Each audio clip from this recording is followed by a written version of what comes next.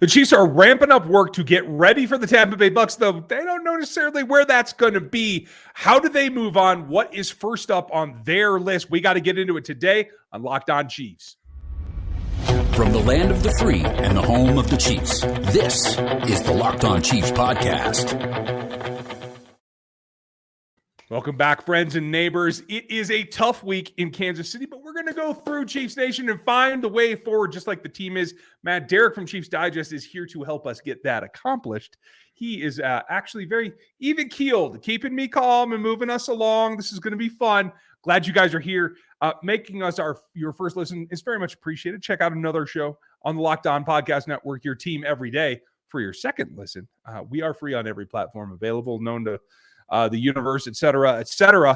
Lots going on here. You can find more on RGR Football. You can find more on NFLto33.com, on RogueAPC.com, and on Matt's site, ChiefsDigest.com, where you actually get news and not just me blathering. So let's start right from the beginning. This was a punch in the face. This was an embarrassment on a number of different levels.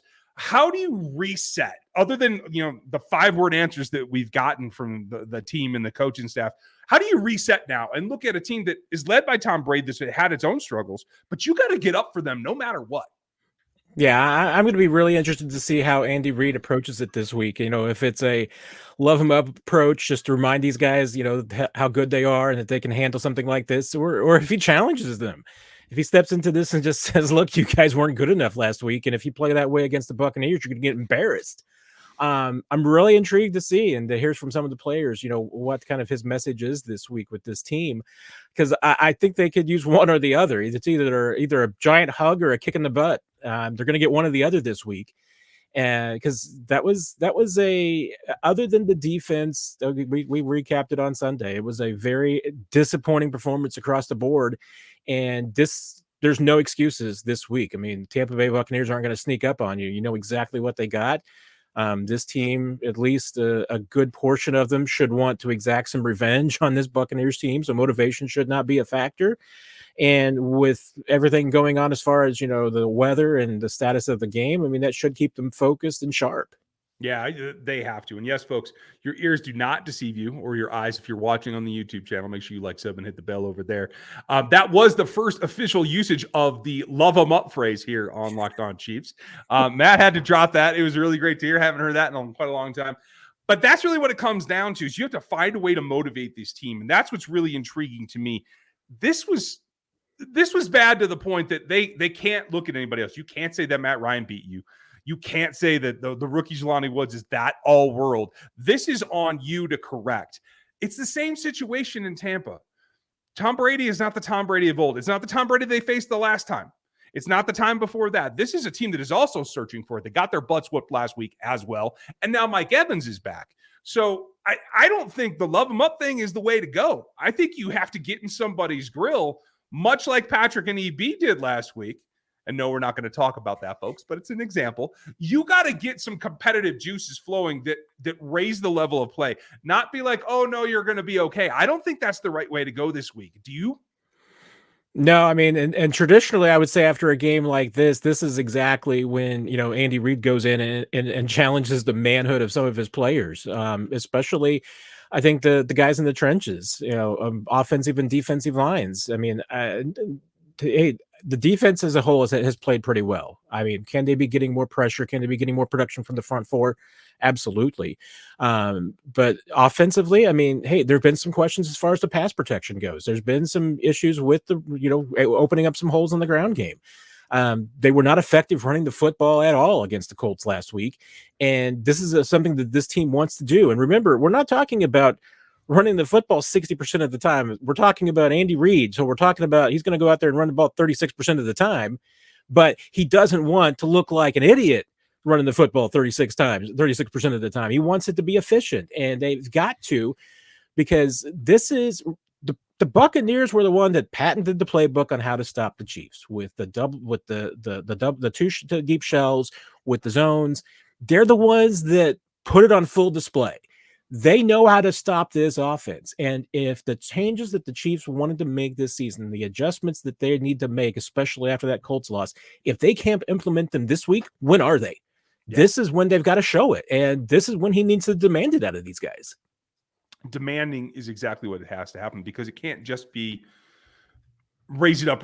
You got to do better. It's got to be pointed. It's got to be, how do you go about that? Because that's where I think they got lost in a couple of ways. And like you said, 36% run. That's not what he's going to do either, because he hasn't done that in 6 seasons since the rate was that high. Yet it's you just sprinkle it in enough to try to get it done. You have to raise the level of your blocking. You have to raise the level of your fakes from the quarterback. I'm sorry, but you do, Patrick. You have to continue to make that back, whatever back it is, search for not just the way forward, but the best way forward. And that takes, I think, an overhaul. I want to talk about how they get to that point, because now I'm starting to get fired up, and now my juices are flowing, Matt. Thanks for loving me up. I've poked the bear, haven't I? I've poked the bear. Because it's not just one thing. You got to get all this stuff done. And, it's Tuesday, folks. It's Tuesday. So we don't have any more explanation. We don't have anything else. All we have is Matt being calm and normal and rational, and me being exotic and my old funny self, because that's it. We're going to cut right here.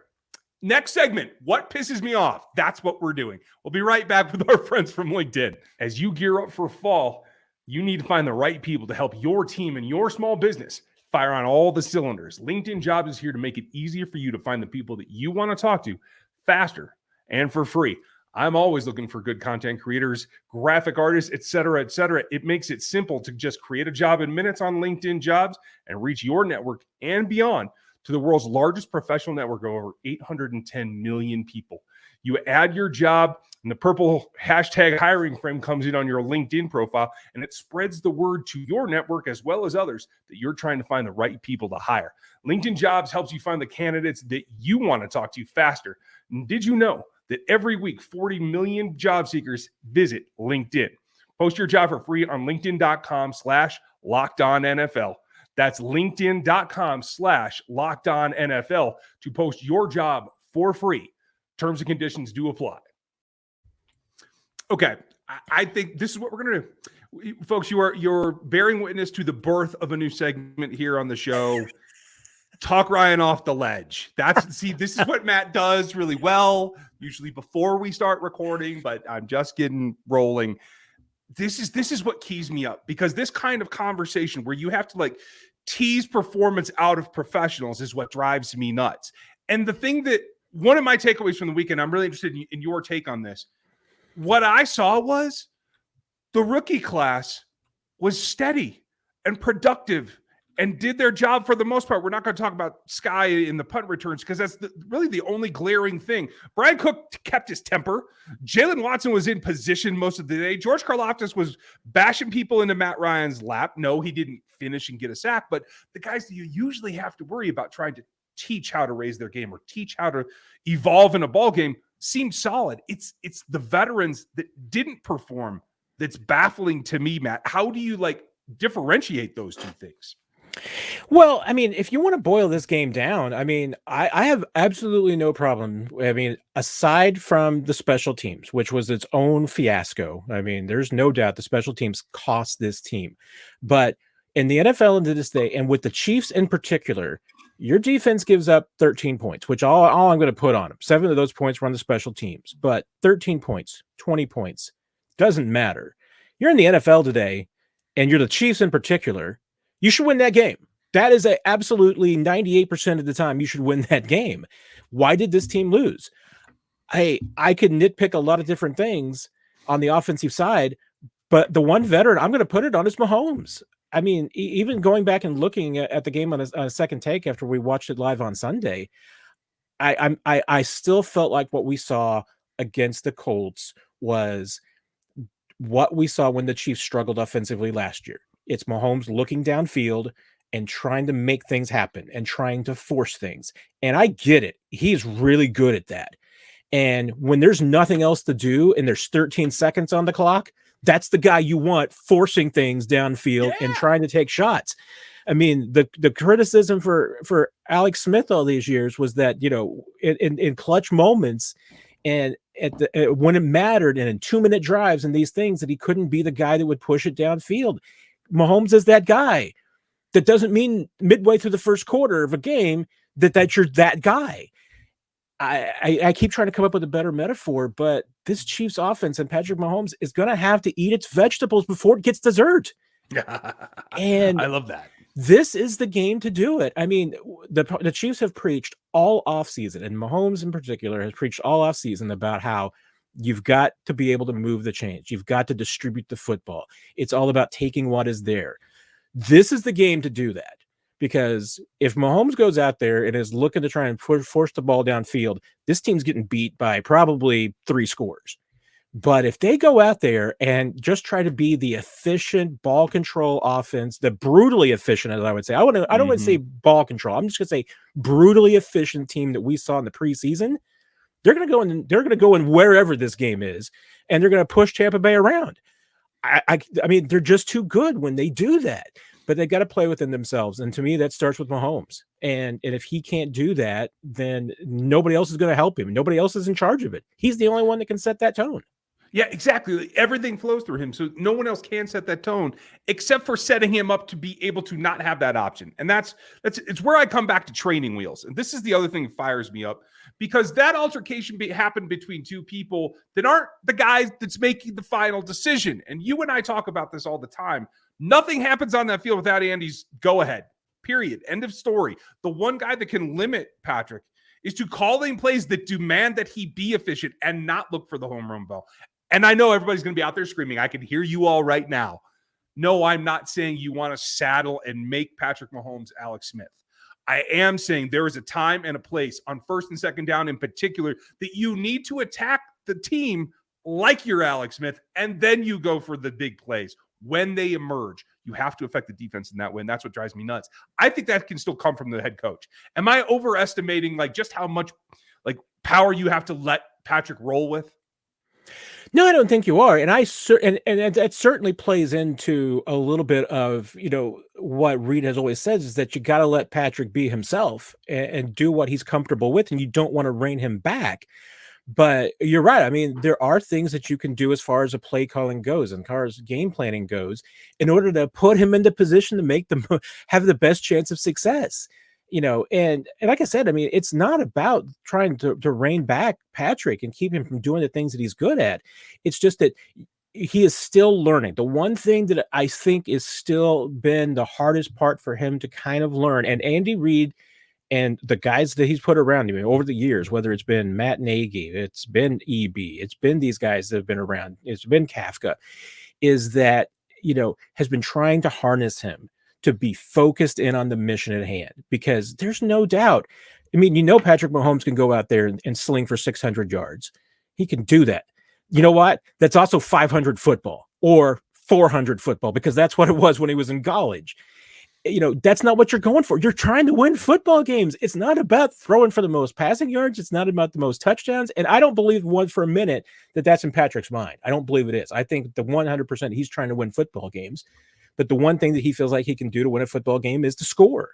And I get that. But there's different ways to do it. And there's more effective ways to do it sometimes than just letting your better, the better angels in your head getting shot down and telling you to just eat your vegetables, take what's there, rather than trying to make the big play every time. And that might be an oversimplification, because I don't think that's necessarily 100% what's happening all the time. But I just saw it from the get-go on Sunday. I looked at Mahomes' eyes and I saw where they were going. They weren't looking 5 or 10 yards downfield. He was looking 25 and 30. And defenses love that, especially when if they're in a too deep shell. They're like, go ahead, look down there, because there's nobody open. There's no way around that. That brings me to the last thing, the thing that I think is the failure that I think is the most egregious, but B, the most easily corrected. And that goes into this matchup. I'm off the ledge now, folks. We're going to get back to normal. You may have dragged me out there with you. I know, right? Like, welcome. Do you remember that movie with what's his name? The First Lethal Weapon. We're right there. We're handcuffed. We're about to go off the edge. That's all right. We're going to get there after this, folks. And we're going to look ahead at how you avoid what you classically need to avoid against this Bucs team. We're going to take a look ahead at the Buccaneers Chiefs here in just a second. Okay, so cardboard boxes are destroyed. We're successfully off the ledge. Everybody's fine. Deep breath, happy place. Right? Just we're all find a centered. handcuff key, and we're going to be all right.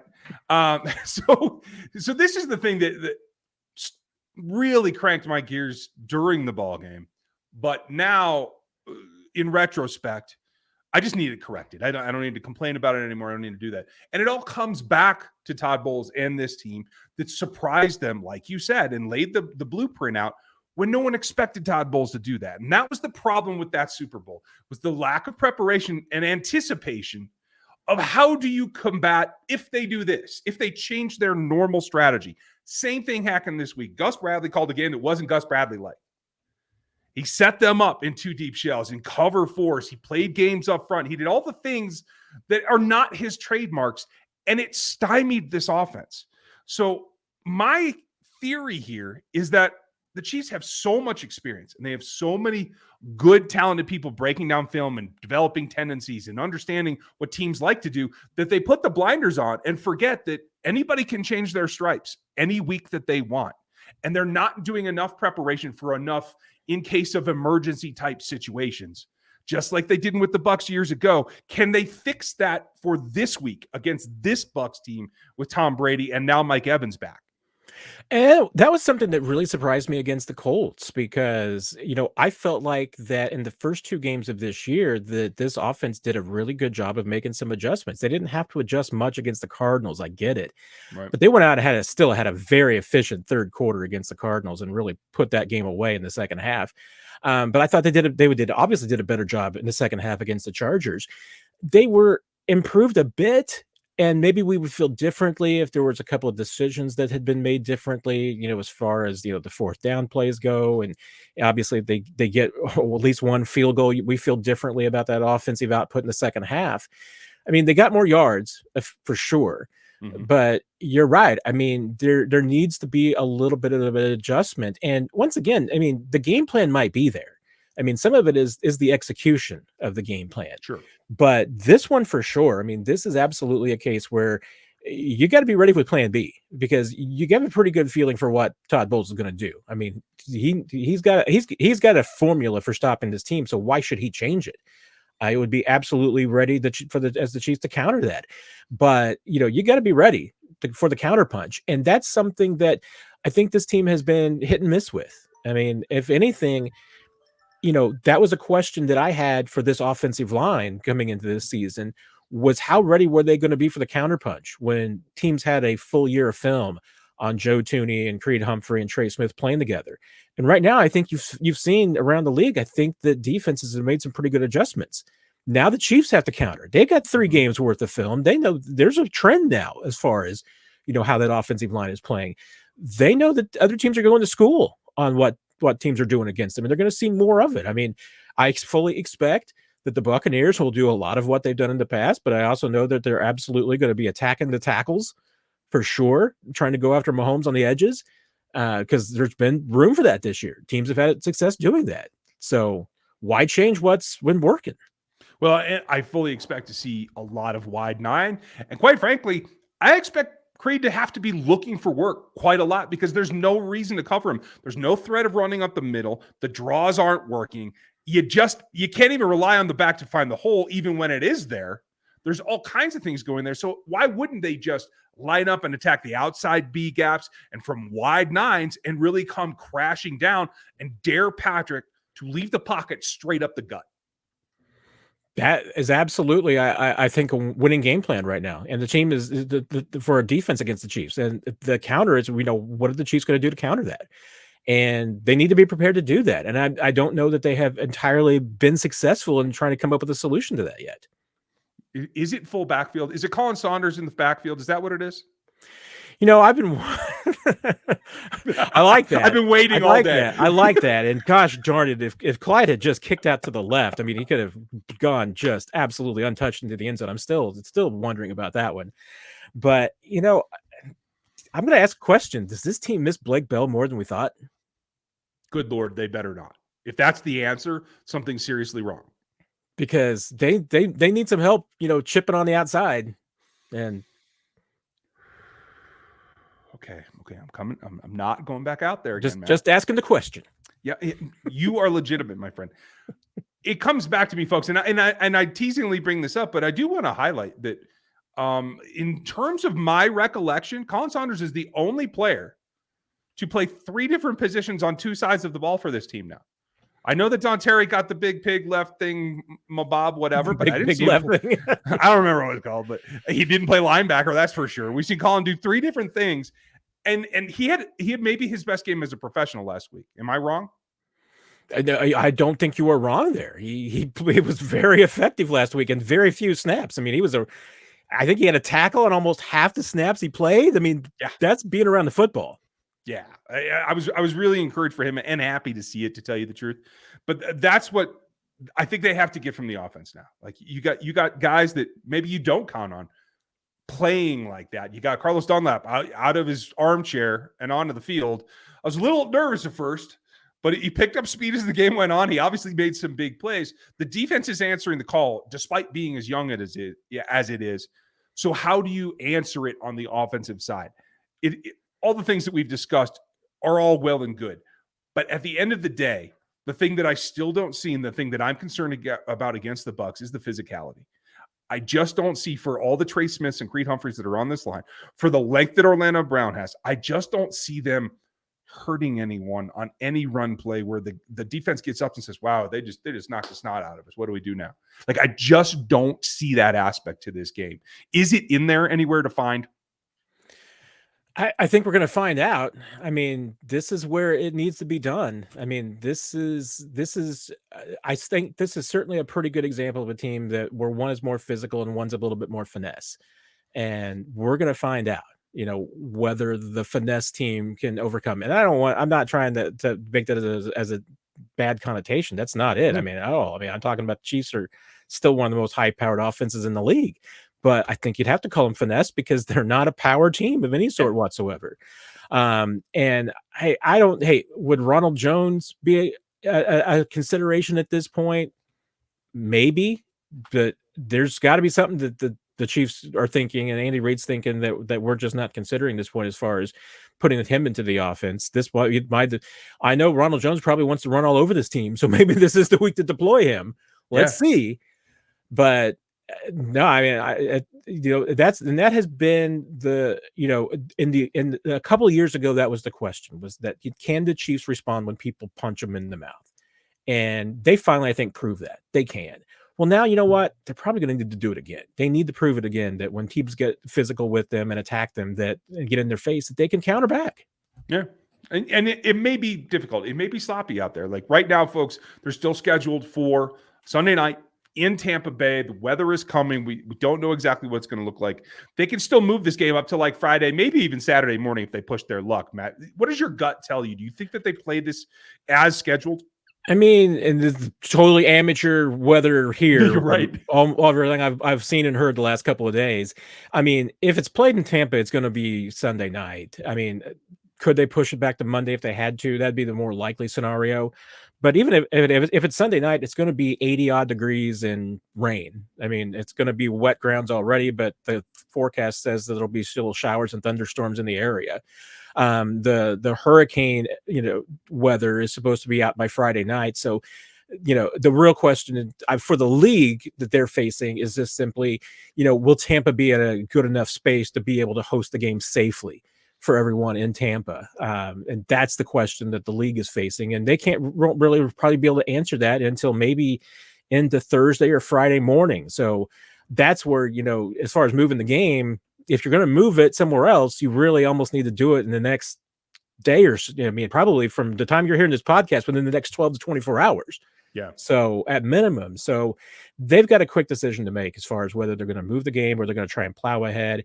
Obviously, you want everybody to stay safe in Tampa, but in a worst case scenario, could this game still be played at a neutral site on the Monday? Yeah, I mean, the league's going to consider everything, even though they're telling you right now they're not considering anything.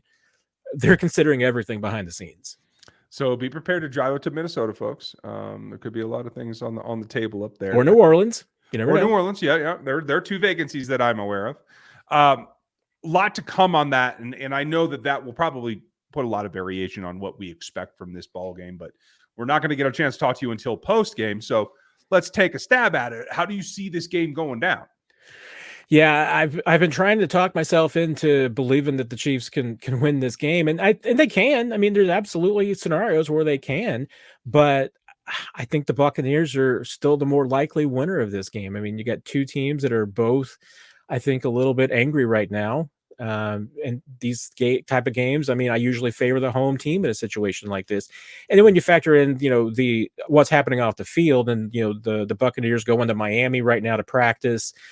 Boy, it has, for a Chiefs fan, it's got to feel a lot of like the Mexico City game that gets moved to LA, and you saw what the Rams had that night. I mean, it fired them up. So you got to be ready for a unified and fired up Tampa Bay team. So it's hard to see what's going to happen. I'm still cogitating with everything going on what the score. I don't think it's going to be a shootout to me. I mean, look at what Tampa Bay and Green Bay did last week. I don't think it'll be in the teens, but 20s probably.